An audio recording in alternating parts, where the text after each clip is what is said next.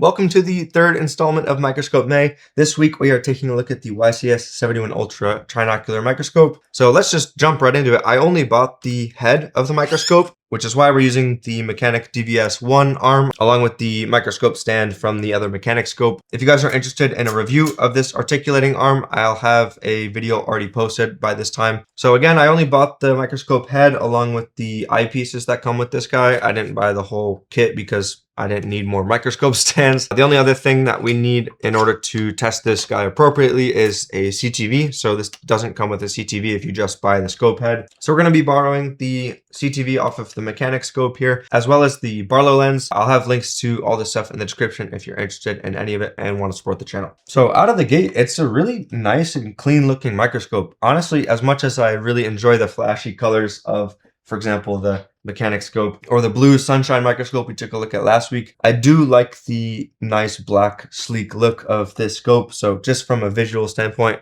I'm a fan of this thing. This thing ends up being about $500 US for just the scope head, so it's definitely on the pricier side. If you choose to buy it with the stand and the CTV adapter and stuff included, it's going to be more around the $600 US mark. So here's our microscope head. You can see this whole thing here is plastic. This is metal. This is metal, this is plastic, and then this up here, the eyepieces are metal. You can already maybe see one of the interesting features of this scope. So similar to the Mechanic scope, this sort of gives clicks as you zoom in with the zoom knob, and you can hear that there hopefully. But with this one, it looks like you can actually turn that clicking off. That's not something that the Mechanic scope allows you to do. It's just sort of going to click. So I've got a little hex wrench here, and we're just going to insert this and try to turn this to the click stop position.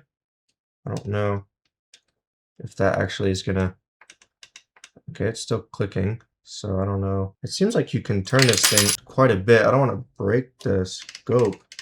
Okay, yeah, the click is going away as I go. You have to kind of turn this quite a bit more than I thought, and it is not easy to turn.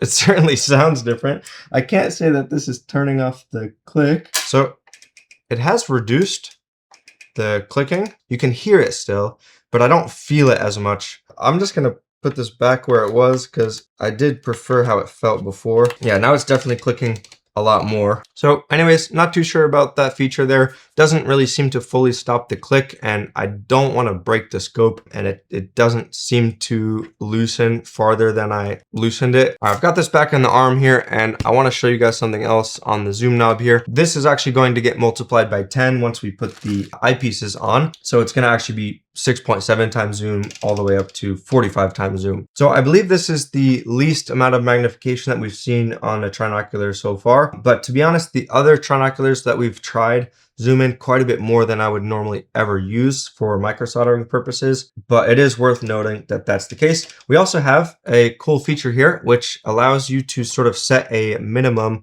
or maximum zoom. So on this side, if we loosen this, we can set this little stopper ring here to any of these zoom levels. We can go ahead and tighten this down. And now when we go to zoom in, it's going to stop us at that 3.5 zoom level, and we're not going to be able to go farther. And then similarly, on the other side, we can set a minimum. So again, let's say we want the minimum to be 10x instead of 6.7x. Line this up and then tighten it again. And then we have a minimum of 10 and a maximum of 35. So anyways, that feature at least seems to work well. If we take the microscope out and we turn it over and we open this side, we're gonna be able to see the lenses in there. So I'm gonna immediately put a little 1x attachment on here, which is just a piece of glass essentially to protect those lenses. And then we can get our eyepieces put in. But before we do that, I wanna see how these adjust the pupil distance, because they clearly don't have the same sort of mechanism like this that the Mechanic uses. Oh, cool. You can just move them.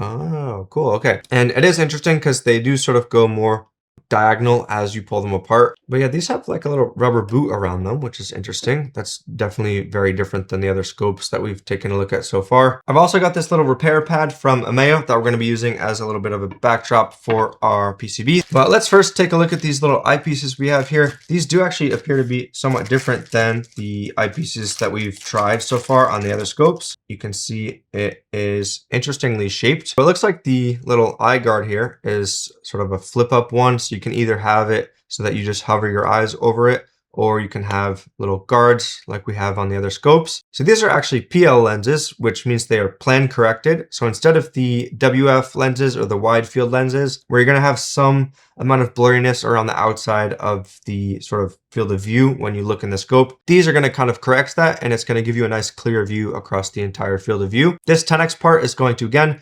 multiply the magnification of the scope head itself by 10, and the 23 here is the field number. So this is actually how wide of a field of view you're going to get when you look in the scope. So it's nice that they're plane corrected. However, they are slightly lower field of view than, for example, the lenses that come with the mechanic scope. As with the other lenses that we've taken a look at so far, you can adjust the focus of these separately. So we've got this little notch here that we're going to line up with 0 first, and then I'm going to be able to adjust the focus for each eye separately. I do like when the scope allows you to tighten down the eyepieces here.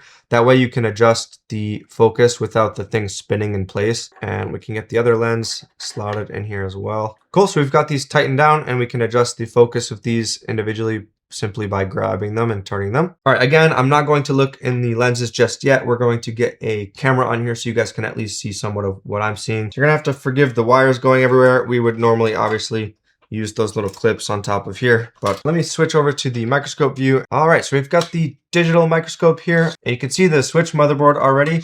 And I'm actually really liking how this looks on this particular scope. Wow, I really like how this camera looks. Honestly, the lenses seem to be handling glare extremely well. We'll see with the Barlow lens if it's as good lighting, because the lighting is very, very close right now to the PCB. We'll measure the working distance and stuff a little bit later, but I'm a really big fan of how, this camera portion of the scope works. Definitely a big fan of how this is looking. So now comes the time for me to try out the optics of the scope. So I'm gonna go to the minimum zoom level, and we're gonna look in the scope, get things in focus, and I'm gonna just sort of tell you my experience, I guess. So let me get myself situated here. I'm going to bring the repair pad a little closer to me and bring the scope closer to me. With this nice arm, we have a lot of flexibility here. And right now things are a little bit blurry for me, so I'm going to adjust the pupil distance first. And now let me try to get this in focus. All right, there we are. We are in focus now. And this is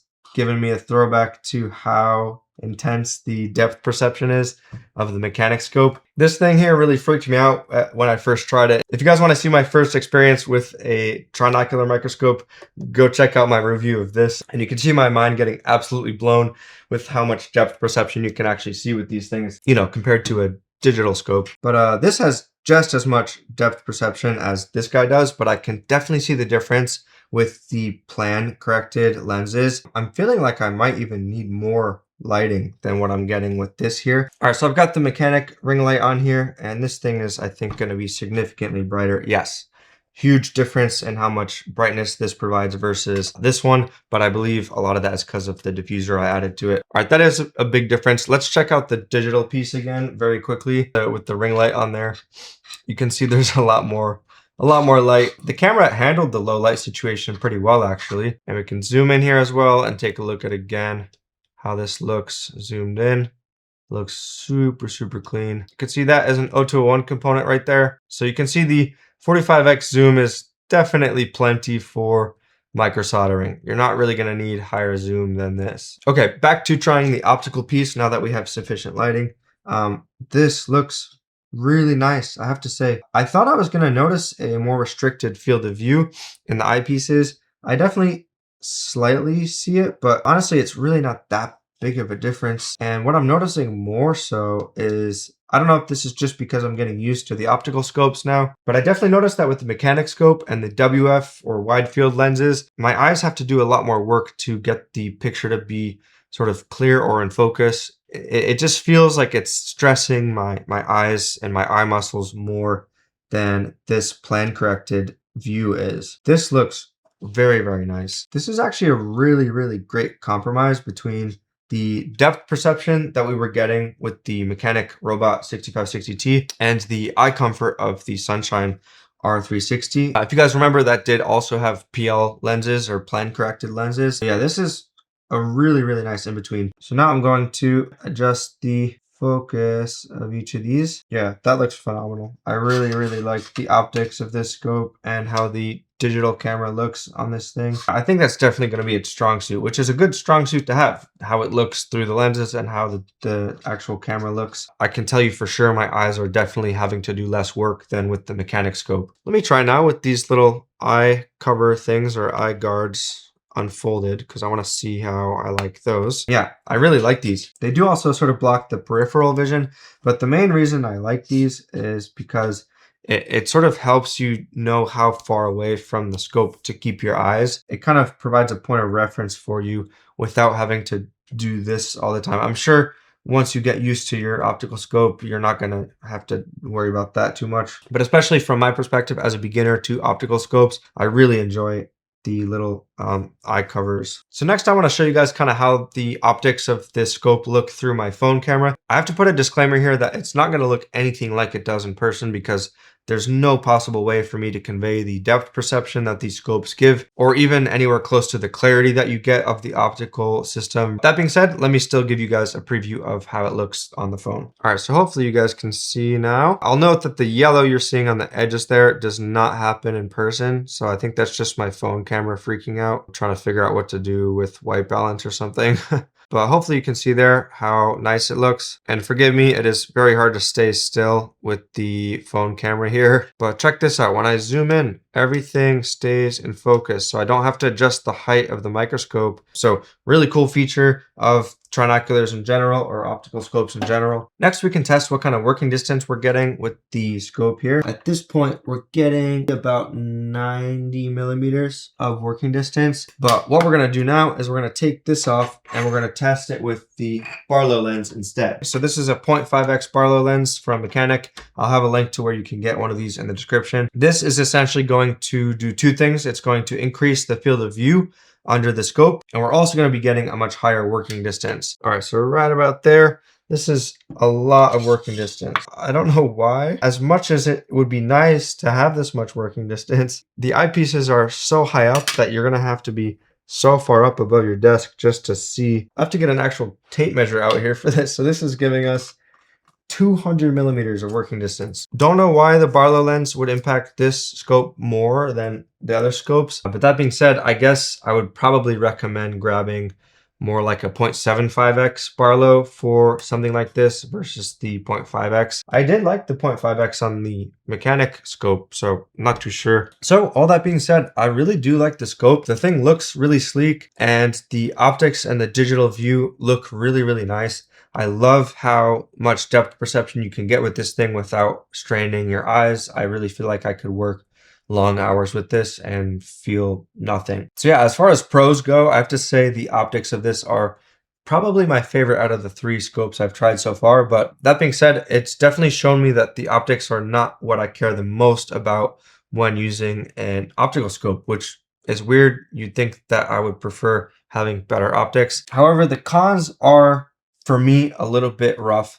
I don't really like any of the features that this scope has. It's a pretty vanilla scope. The feature to be able to turn off the click just simply doesn't seem to work for me. Again, I might be doing something wrong there, but even if it did work, like, I don't even know if I would care too much to be able to turn that off and on. I do think this feature here works really well to adjust, the minimum and maximum zoom. But again, it's not something I'm personally going to ever use. So insofar as like additional features, for the price point that this scope is at, it doesn't really have anything unique going for it, in my opinion, outside of the fact that I have to say one more time, I really do love these eyepieces. Another con I would say is that I think out of all the scopes I've tried, this does feel the cheapest. Even the Mechanic I got for 250 bucks, it feels nicer, to be honest. The whole thing sort of just feels a little bit less cheap. Like the zoom knob, for example, here just doesn't really, I don't know, it just feels very plasticky. I like the click it gives, but just feeling wise, if they just added a little bit of like a rubber grip on it or something, it would just make it feel a little bit nicer. The plastic material used for the outside here is used for such a large portion of the scope that I don't know how else to say it, but the thing just feels kind of plasticky, I guess. For example, I love on the Sunshine, the zoom that you have at the bottom of the scope feels super nice to use. It's very ergonomically placed and it feels nice to turn. or on the mechanic scope here, you have these nice little knurled grips. So yeah, I would say this thing definitely has some stuff going for it. Someone who's going to prefer a cheaper scope that has very nice optics, I think is going to be happy with this kind of thing. So yeah, I hope you guys enjoyed this review. Again, if you guys haven't seen the other two scopes I reviewed, I'll have links to those videos in the description. And keep an eye out for the final microscope review next week. I think you guys are going to like it. Otherwise, I appreciate you guys for watching, and I will see you in the next video. Peace.